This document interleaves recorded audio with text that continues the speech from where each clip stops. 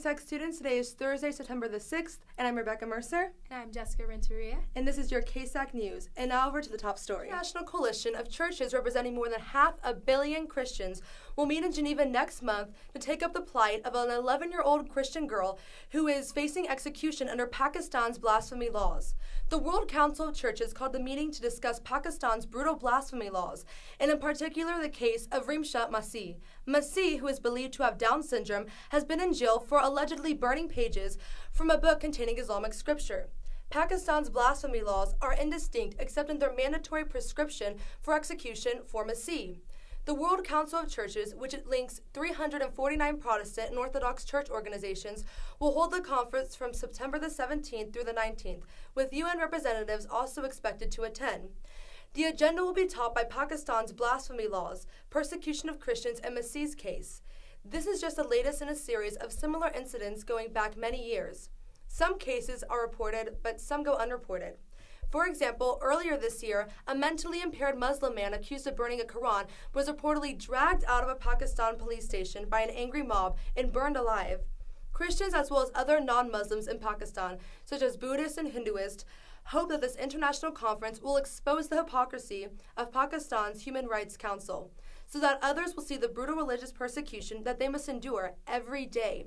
So brutal that a mentally challenged young girl might be executed for an unintended act. Now over to Jessica for tips to help you get a higher GPA. Would you ever guess that sleep could be the answer to helping your GPA get higher scores? Well, you better believe it. Recent studies have shown that sleep is the reason that is helping college students get a higher GPA. College health officials have realized that helping sleeping habits are a miracle drug for college students with issues like anxiety, depression, and academic problems. Studies said that an average student is recommended to sleep 9 hours a day. Now, that may seem impossible to teenagers today, but some colleges have tried to make adjustments for the student schedules, like pushing morning classes to later times, cutting some sport practices, and less homework expectations. And so far, the results have increased by 20 to 30% with the student's GPA. Now, here are some ways to help you do well in school. Study 30 to 40 minutes at a time, go to bed early if you can, and then make sure to eat a nice, healthy breakfast in the morning. Well, this has been your KSAC News, and now over to Ashley with the Field Report. Hi, it's Ashley with your special report. Now, there have been a lot of rumors this year that the retreat's going to be totally different, so I'm here with Mr. Forrester. Would you tell us one thing that is going to be different this year? Well, the two main things that are going to be different, I'll give you two, are the first thing is they've added a pool that is quite large. It can actually fit, from what I've heard, 150 people at one time. I'm sure those numbers will be tested at some point. And the other thing that's going to be different is our speaker. We're bringing in a guy from Pine Cove Camp. His name is Chris Body. So those are the two main differences of retreat. And what are your goals for retreat this year? Our goal this year for retreat is basically this. We want the seniors to have an opportunity to lead the student body. We are really kind of pulling back the faculty. They're going to be there to kind of oversee and kind of facilitate, but the main option is for the kids to be to lead, to self-lead, as well as just the unity of our student body. We really want this time to be a time where you guys can get away and be a part of something bigger than your group of friends, your lunch table or whatnot, and just the whole community of the high school at Saks. All right, it sounds great. All right, it'll be a lot of fun. All right, thank y'all. Now over to Amanda.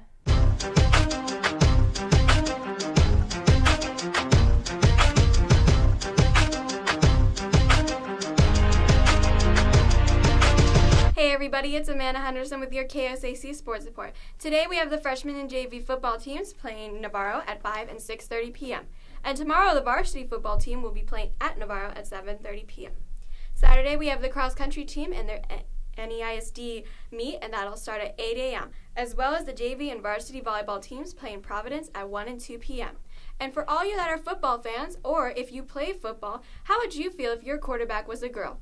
Well, that's what one Florida high school had to deal with when 17-year-old Erin DeMeglio took the field. I couldn't take the smile off my face, DeMeglio told the South Florida Sun Central. As she is the quarterback, she is the most essential part to the football team. 523 girls have participated in Florida high school football as place kickers, receivers, defensive back, and there was even one girl who played on the offensive line. However, up to this point, there have been no girls that have played as quarterback. South Plantation coach Doug Gatewood told the paper that he knew DeMeglio was a good athlete because of her participation on the girls' varsity basketball team.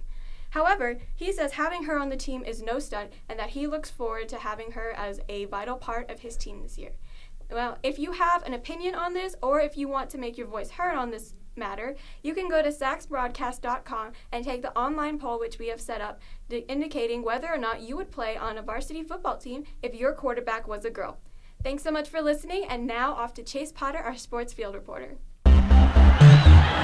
Hey, this is Chase Potter here with your sports report. I'm here with Jordan McManus.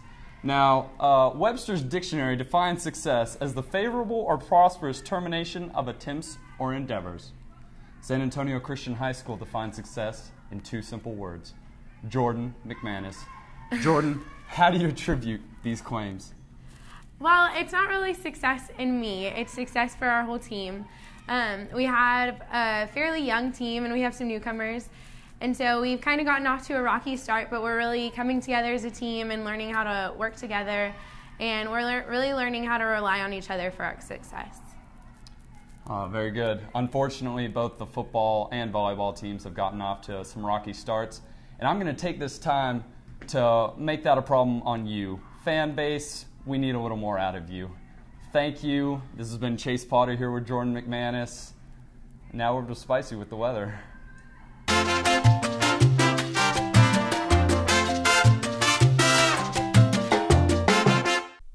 Good morning, students. This is Spicy here with your KSAC weather report. For today, you can be expecting another hot and sunny day with highs in the 90s and lows in the 70s. And as for tomorrow, it's going to be perfect driving weather for everyone to go up to Navarro to support your football boys. There's going to be highs in the 90s, but it should be cooling off to the 70s by the night. And as for this weekend, it's going to be about the same with partly cloudy skies with highs in the 90s and lows in the 70s. Thank you guys so much for listening. Now over to Ronnie Hartman with your random fact. Hi, this is Ronnie Hartman with your random fact of the day. Did you know the man that voiced the famous Bugs Bunny is actually allergic to carrots? Thanks. This has been your KSAC News. Have a great weekend.